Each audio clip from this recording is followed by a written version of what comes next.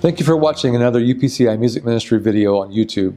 If you like this video, hit the thumbs up. Also, make sure and subscribe to our channel in order to get the latest content videos and tutorials.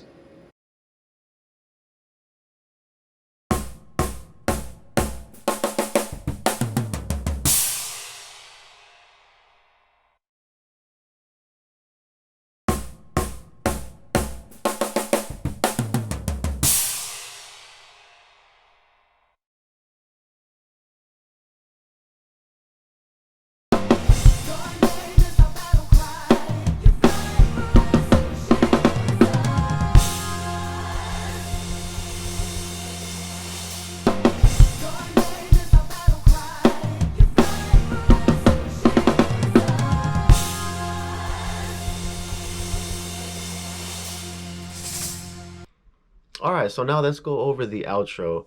As you can see, I played it in full time and then broke it down again as we did at the other with the other fills, so 60 BPMs and 82 BPM. So, but you'll notice one slight difference between the 60 BPM and the 82 BPM breakdown. Is the 60 BPM breakdown, I'm leading into the fill with a different pattern. So I'm going left, kick, or snare, kick, hi-hat leading into the fill at the same time. So left, left, left, or snare, snare, snare, and then I go into my fill. The 82 BPM version, I'm leading with my snare, floor tom, and kick to make it sound a little bit bigger leading into the fill. Now again, there's no right or wrong way to do it. They both sound pretty big. However, the floor tom adds a different dynamic. However, again, it's all based on skill level and whatnot. And again, don't feel bad if you can't do both or one or the other. It doesn't matter. It all sounds good.